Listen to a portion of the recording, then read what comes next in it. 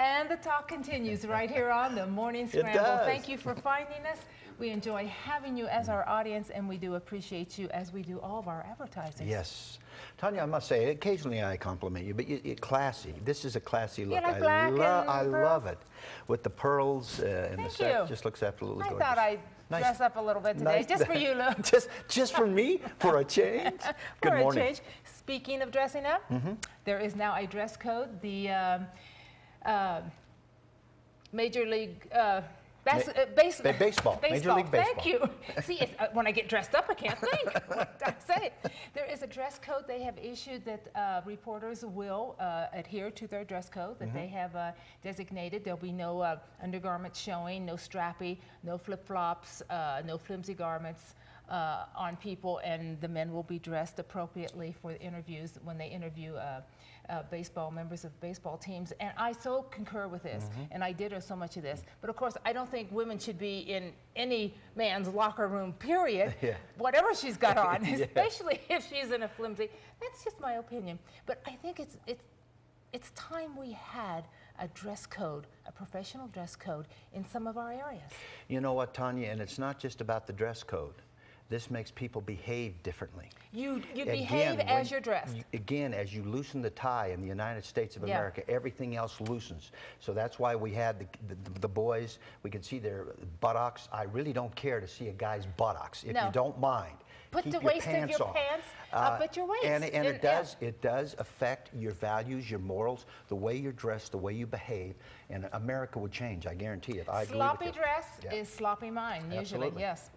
With us on the phone, Gary Russo, and Don't Die With Your Song Unsung. He is, of course, he is the blue-collar worker who set up his mic and his amplifier right in front of his construction site, started singing, and of course the rest is history. He is called the Second Avenue Sinatra.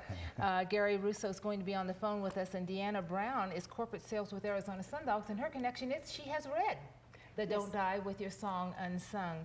Thanks for joining us, Deanna. Thank you, Gary, for joining us from New York today. Good morning from New York. How are you? Hey, Gary, are you singing already this morning in New York? No, I'm just warming up. Second Avenue Subway Sinatra. This all started in front of one of your construction sites, did it not, Gary? Yes. Second Avenue Subway is a very big project to New York, and you know, it was causing a lot of noise and commotion. So I was assigned to the project, and by lunchtime I set up a microphone and wanted to ease the pain of the local resident. Gary, was singing always a part of your life? Is this something that you've always wanted to do? You know, is that, you know, that low hum that you always have inside you, something you would love to do, but, you know, I had a real job in my mind, and I turned 50, and I wondered, you know, if not now, when? You know, it's something you love to do, but my whole life I over thought it. How do you start and everything? And then I just said, you know what? Just share it with somebody. You know, just share it. And that was the magic that sparked everything. Yeah. If you want to sing, obviously just sing, and that's what you did. It was a series of fortunate, or should we call synchronicity, incidents that though did propel you to your beginnings of stardom here. You want to tell us about that? Oh, absolutely. I mean, well, in the winter before I was assigned to this project, I was up in Massachusetts, a kind of cold, dark place for the winter, and but I put it in my head and my heart that I wanted to sing and share it, but I didn't have a plan, but I really felt very strong about it, and then I was assigned to this project in the summer. And I was there for quite a while, you know, maybe a month or a month and a half. And then I said I had put my music together. I had this machine, and I didn't know where. I said, you know what, lunchtime, let me just do it. So I made a commitment to do it at lunchtime, and somebody came by. You know, people live through their cell phones now. They're watching you, and they whip out a phone and they start recording. Oh, definitely. I think it was as a result of a posting on YouTube that a reporter then, the friend of the gentleman who put you on YouTube, he had a reporter friend, and he came by and wrote a story on you. Is that some of the... Yeah, right. David Fisher I didn't know him before this. He asked me if he could record me and put me on YouTube. I said, sure, why not? And it started to get some, feedback from YouTube, and he called his friend. He says, you have to come down. He says, what, a guy singing? I'm covering big stories here. And, I think he stopped a murder trial. I think he stopped covering even a murder trial at that moment. Yeah. Gary, it takes a lot of intestinal fortitude to do what you have done. Is that one of the messages you want to send to people, is just get out there and do it, as Nike might say? Absolutely. Don't overthink it.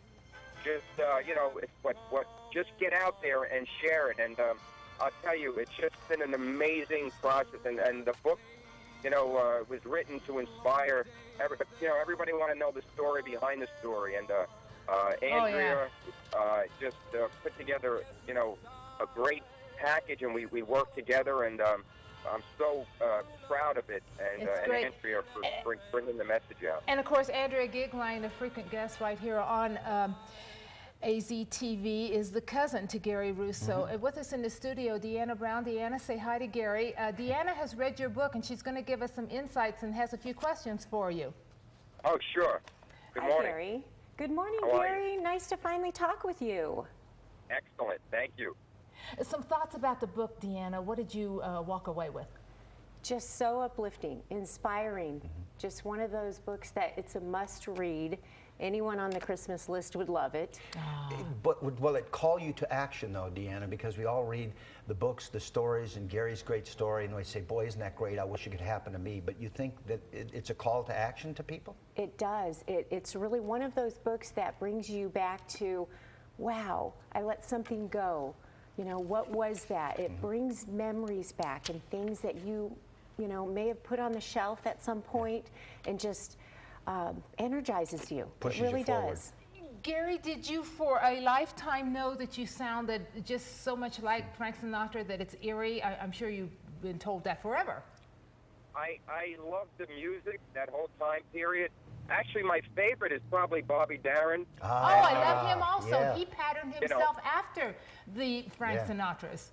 So the whole music, and I never went out.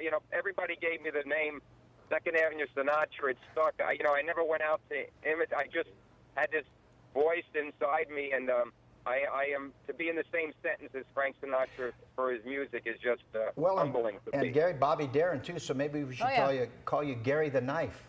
Yeah, there you go. But, Gary, hang with us, honey. We have to take a short commercial break. Hang with us. When we come back, more with Gary Russo on the phone, Deanna Brown in the studio with us, talking about Don't Die with Your Song Unsung.